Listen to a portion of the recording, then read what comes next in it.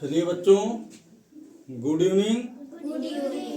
चलिए आप लोगों को आज दिस और दैट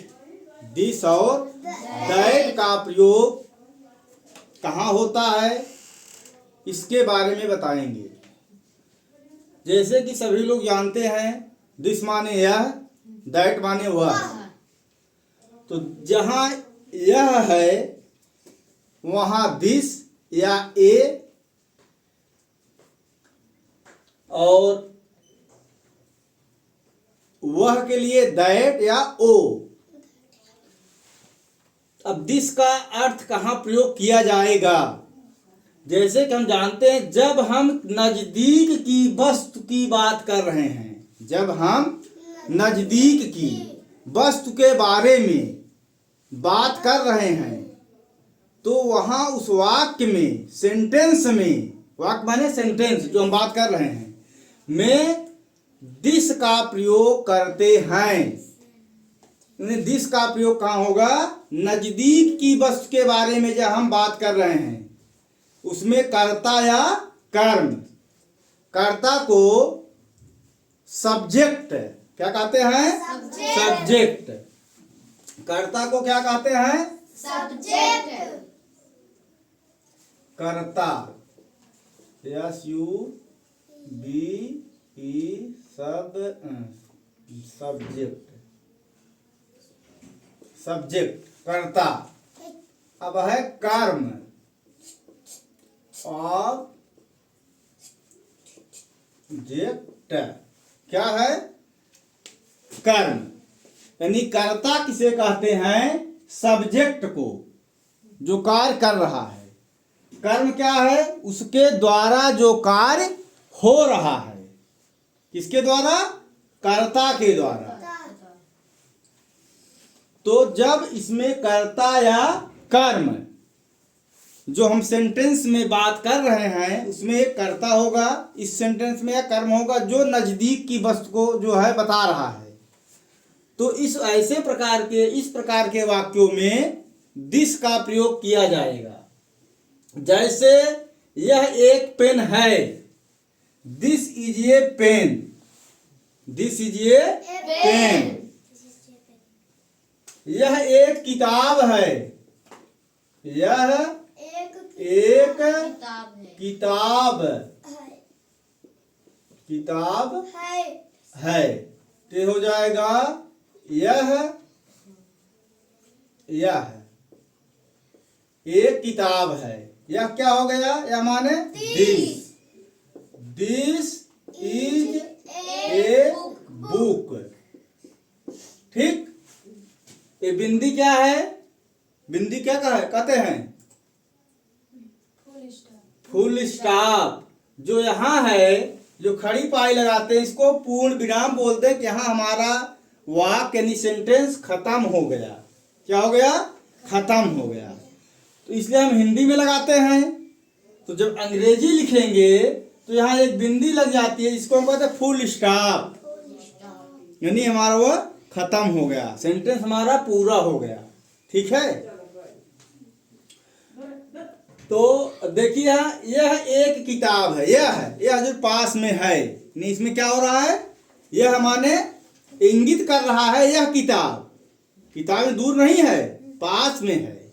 इसीलिए क्या कर रहा है? यह किताब, यह एक किताब है। जो हमारे पास किताब रखी हुई है उसी की चर्चा की जा रही है। यह एक किताब है। तो इसीलिए यहाँ क्या कर, नजदीक की वस्तु के बारे में बात हो रही है। किसके? नजदीक की। यह एक किताब है, यह एक पेन है। जो पास में पेन है उसी को हम इंगित कर रहे हैं कि यह एक पेन है। अब आते हैं दैट का प्रयोग। दैट का प्रयोग जब हम दूर की वस्तु की बात कर रहे हों, दूर की, हमसे दूर हो, दूर की वस्तु की बात कर रहे हों, तो इस प्रकार के वाक्य या सेंटेंस में दैट का प्रयोग होगा। जैसे कि पहले ही बता दिया गया, दैट माने वह। जहां दैट होगा, वह होगा, उसके नीचे दैट आ जाएगा, ओ हो जाएगा। जैसे वह एक कार है, यानी कार दूर भी है, वह एक कार है। यानी कार की क्या हो रहा है, उच्चारण जो कर रहे हैं, कार दूर है नजदीक वहां नहीं है, वह एक कार है। तो दैट इज ए नहीं घर है, दैट इज ए होम, वह एक घर है। जैसे कहा जाए वह एक घर है, तो यहाँ घर क्या है, घर पास की का उच्चारण नहीं कर रहा, दूर का कर रहा है। तो दैट इज ए होम। ठीक, जैसे फिर बता दिए, वह एक कार है,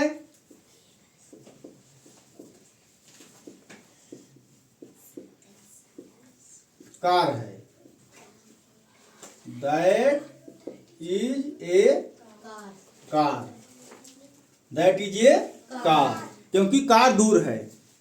अब इसी सेंटेंस में कह दिया जाए,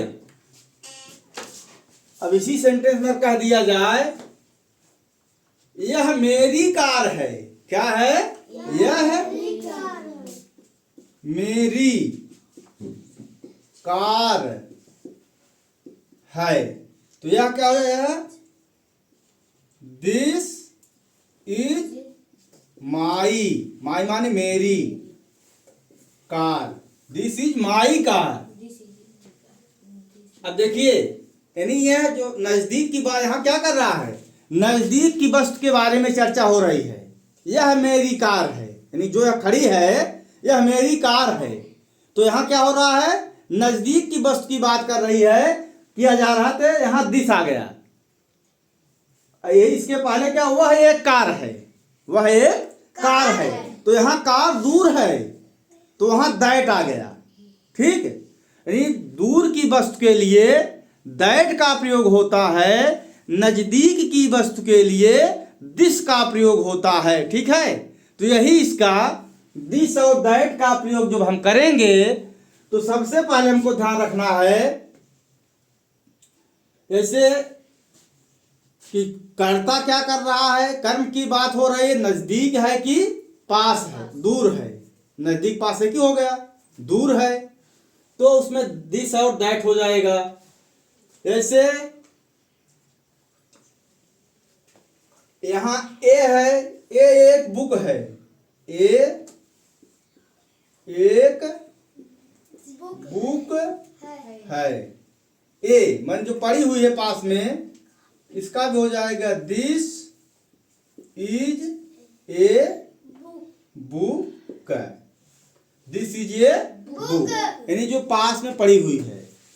तो इसमें आपको आ गया, या ए है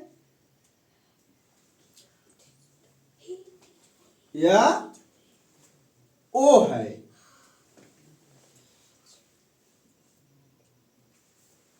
कहीं कहीं